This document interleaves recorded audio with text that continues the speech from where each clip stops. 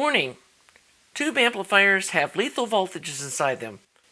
Please do not attempt to build, test, or repair these without understanding and following all safety protocols. Hey y'all! I wanted to go over a little bit of the build technique so far. And one of the things I decided to do was drill and tap the holes that mount the board down to the chassis.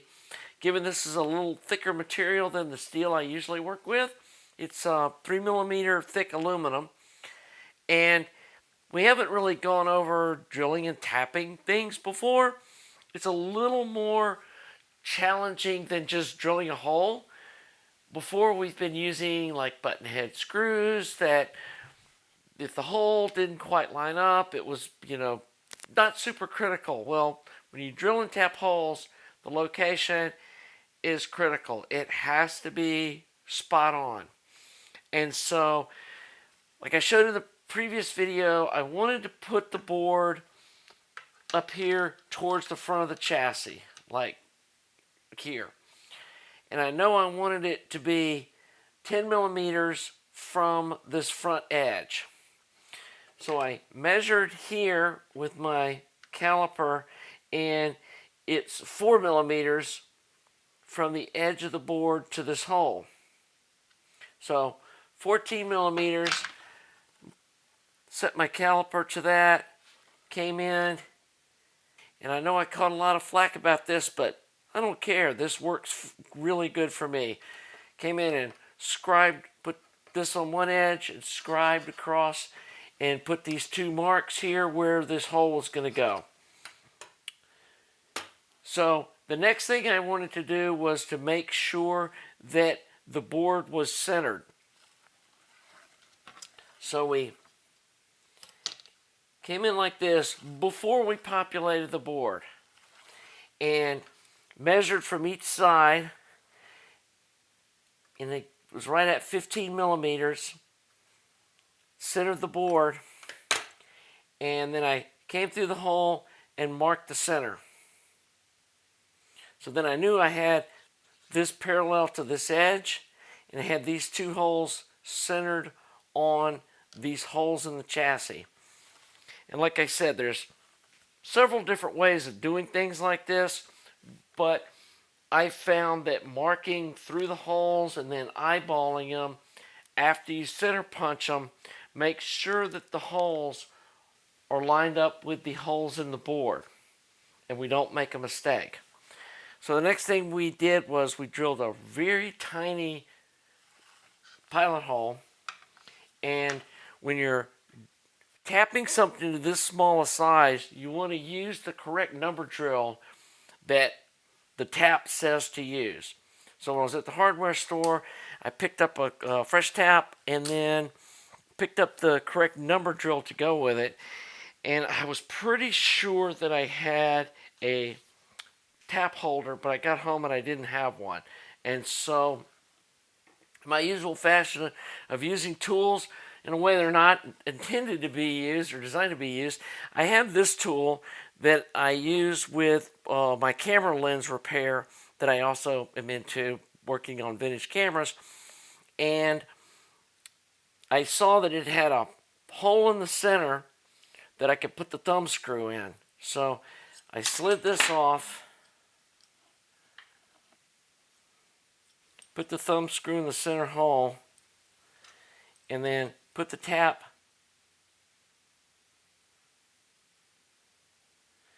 into there, and came up with a really nice T-handle. So marked these two holes, drilled them with a number drill, then I chamfered them using a larger bit, handheld, just like I've showed you before, just beveling the hole just slightly, and then I came through from this side with the tap, and starting the tap is really the hardest part, and you need to be pushing down fairly hard, not super hard, but you need to have some downward pressure on the tap while you're turning it, and at the same time stopping once it kind of gets a bite and visually looking from both sides to make sure that it's at 90 degrees to the surface that you're tapping. And then come in and slowly work the tap in. And again, stop every, half a turn or so and get back and look.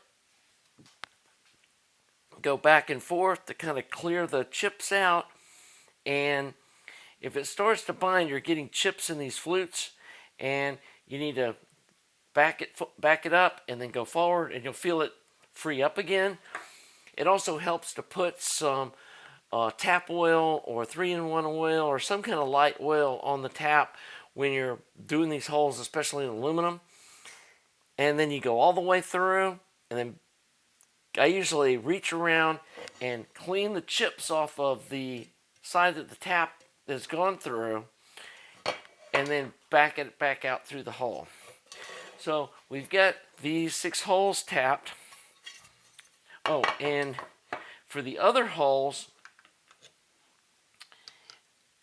I put the board down, put a couple of the screws in these holes, and then marked the other 4 holes. Drilled and tapped those. So we're good to go there. The spacers that I needed, let me zoom in here. The spacers that I needed were not a standard length.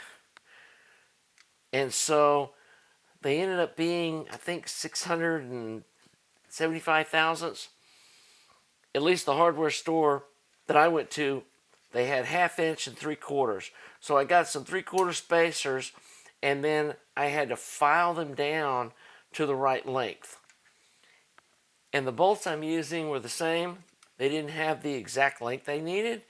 So I had to get some that were a little longer and then file them down to the right length where they just barely stuck through on the bottom side.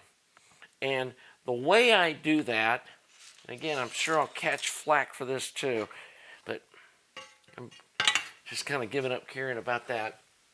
I have this old fine flat file that I've had forever, and this is a tool that I use a lot, and it's just an old wood vise, and I'm sure they still make these things. I don't know how expensive they are, but these are so handy because the jaws are soft where they don't crush things, but the wood really seems to hold things well, and you can use either end of them. And in this case, I used this end down here and clamped them in like that, and then I was able to come in with a file and file them down to the length I needed, and then we'll take them out and then come in here and check the length and then file them down until they were the right length.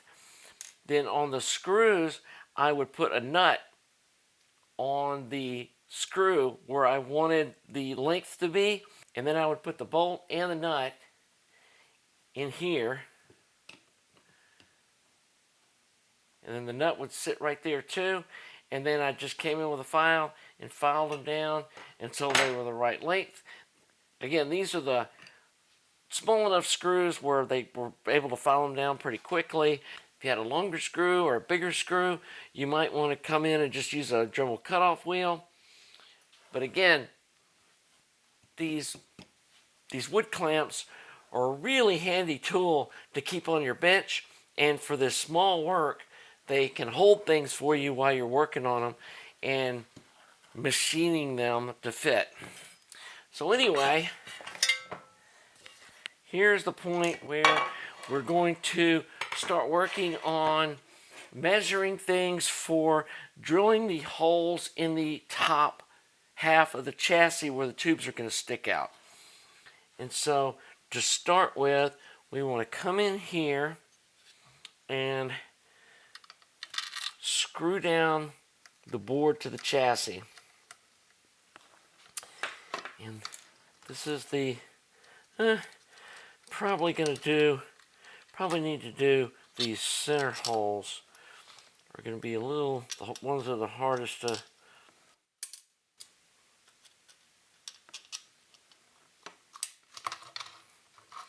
so there's that one.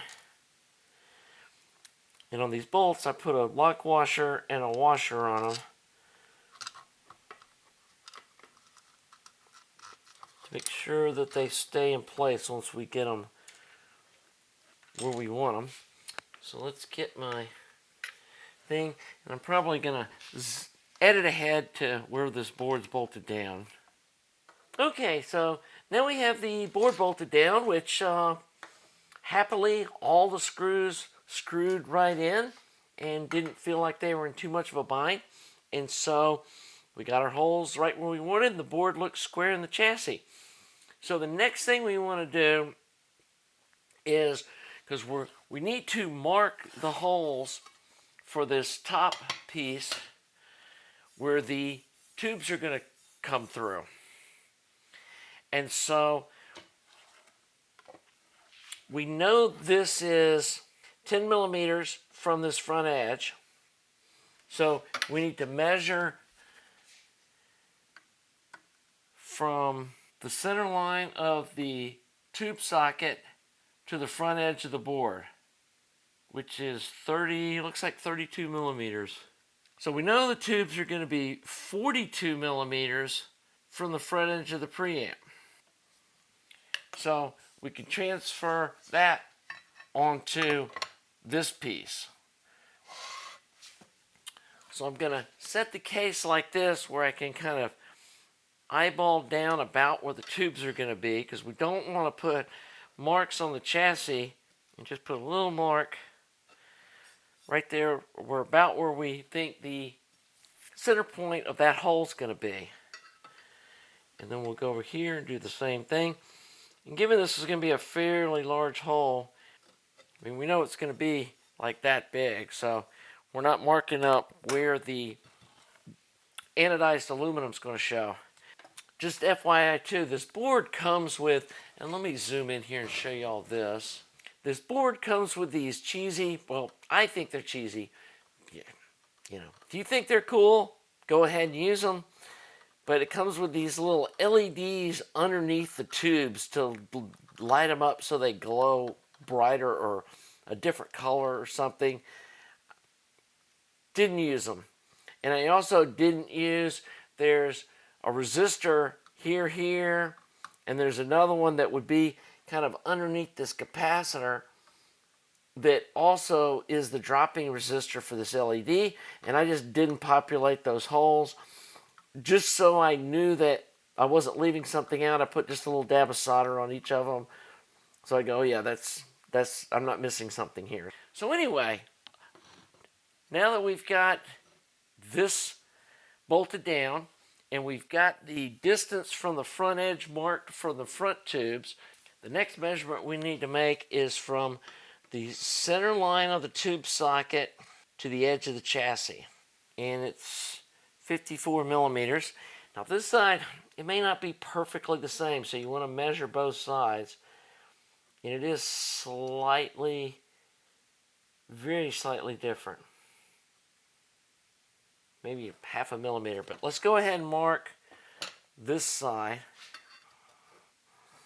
And there's our center point. And remember, we're going to be using those decorative little trim rings around the tube, which gives us a pretty big sloppy area that this doesn't have to be space shuttle accurate. You just want to get it as close as you can without stressing too much about it. So there's the center for those two tubes.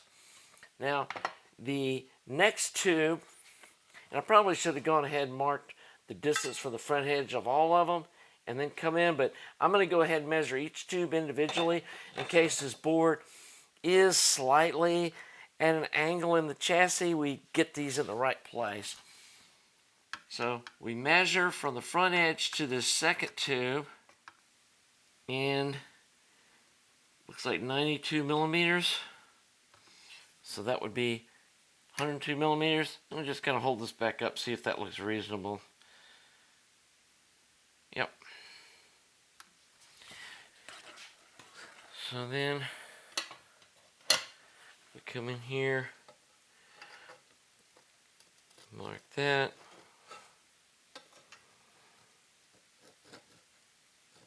That. Okay, so we get that measurement. And I do feel more comfortable measuring each tube. And then on this side, like that.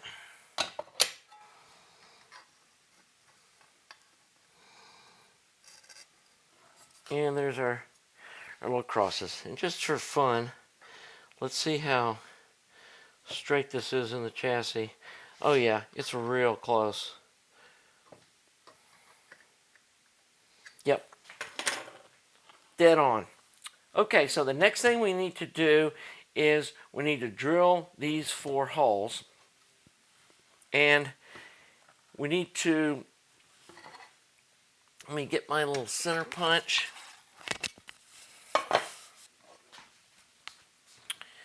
And you can get some blocks of wood. I'm going to use this little wood vise since it's right here handy. And these automatic center punches work really well on aluminum. I know you heard me kind of complaining about how they work on steel.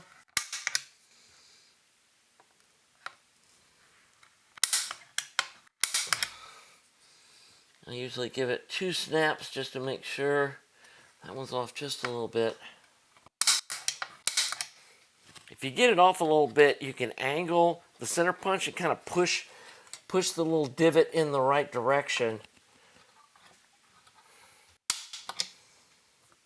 There we go.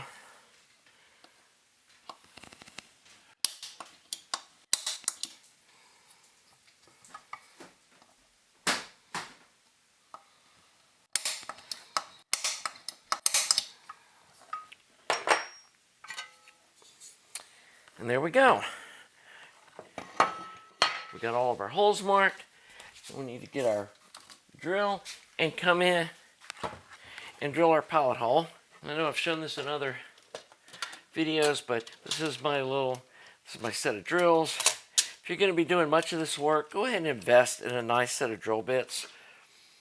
It's the kind of thing that, you know, they last a long time, and having a wide selection of drill bits just makes this work turn out nicer than having to, you know, I know they have drill bit sets that have like 5 drill bits in them.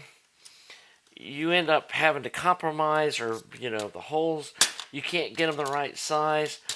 And so it's worth getting a nice selection. And again, I like these ones that have the step down shanks, so that this is up to a 1/2 inch that will fit in a 3/8 chuck drill. So you don't have to try to have a drill with a giant chuck for just a few of the sizes that you don't use that often. So let's go ahead and drill our pilot holes. Make sure you're in the thing and start slow.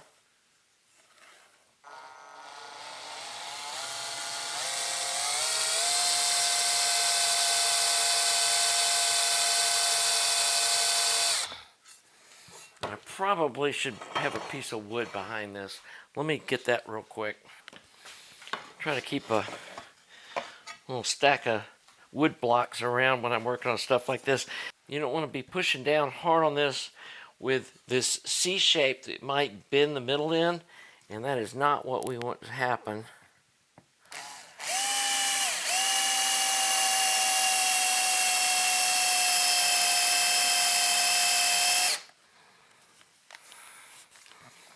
And we'll probably edit forward till I have all 4 of these drilled.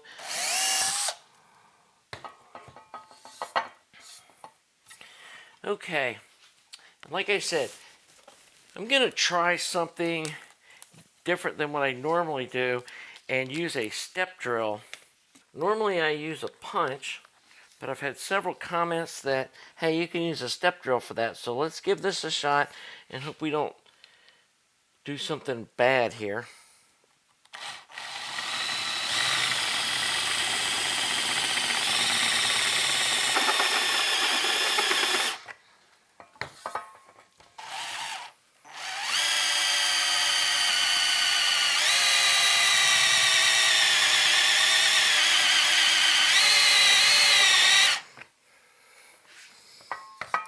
And guys, I don't know about this. I don't know if this is just a low quality bit or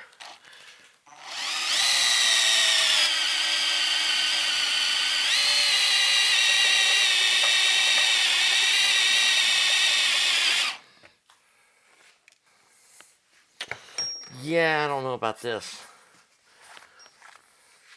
I can already see this hole's getting oval shaped.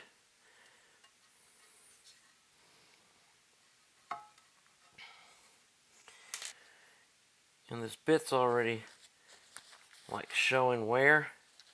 I think the problem is this is just, man, I appreciate somebody sending me this, but I think this is just a really low quality tool that's not going to do a good job here.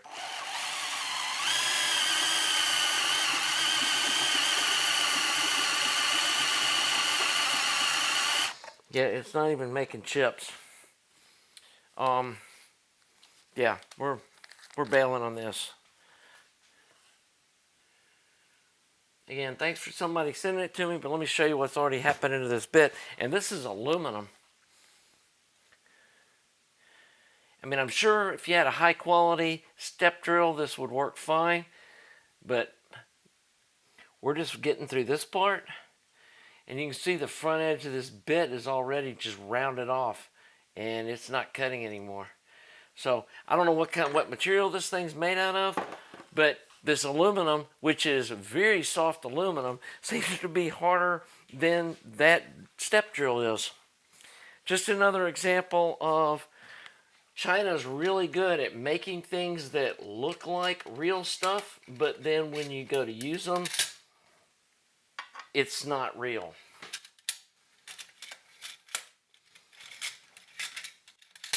So we're going to switch back to my other technique of using my Greenlee punch.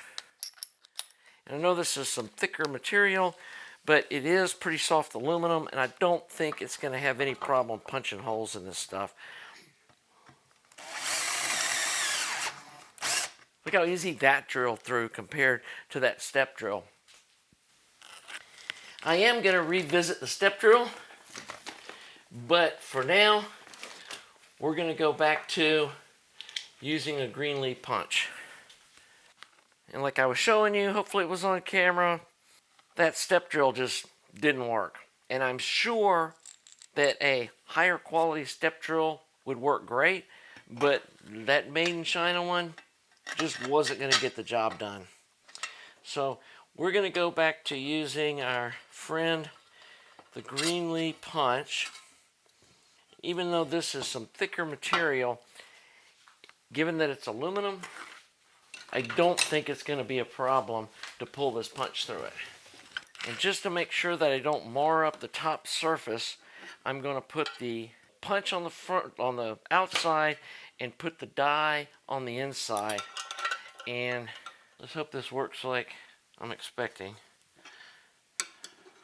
Feels like it's going right through it. And once again, we're going to be putting this decorative trim ring around these holes. So as long as it doesn't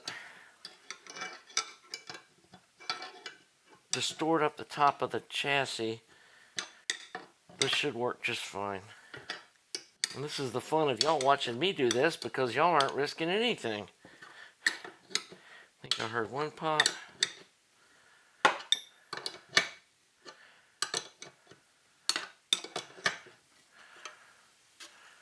There we go. We'll see what that looks like. Looks perfect. That worked fine. So, if anybody ever has the question, will a Greenlee punch work on 3mm aluminum? At least the softer stuff absolutely works. So I'm going to punch these 4 holes and then come back on camera and show you the results. Well, there we go. All 4 holes are punched. As you can see, the tube gets right in the center of the holes, and all 4 of them look fine. One thing you probably want to do is the tube does, this is the tube socket not soldered in, and you can see how it kind of wobbles all around. If your hole's a little off center, or you want to make sure that they're all centered, is go down and solder one of the tube socket legs onto the board and then get it centered. Then go and solder one like opposite it, and then another one, and kind of tack down the tube socket with this centered in the hole with the tube, you know, seated in the socket, to make sure that all of the tubes are centered in these holes. And you could, obviously it would look fine just to leave it like this and touch up these little places where the anodizing got scraped. But here's the little chrome grommets that I'm going to put around them. I think that looks awesome. So anyway, I think this is a good place to stop this video. And the next thing we're going to be doing is mounting the power transformer and soldering the tube sockets in. I'll go over the final board build and show you what that looked like, and then get it bolted in for the last time. So hope you're enjoying this series. If you are, please subscribe to the channel, like the video, and we'll see you soon for more stereo preamplifier fun. Have a great day.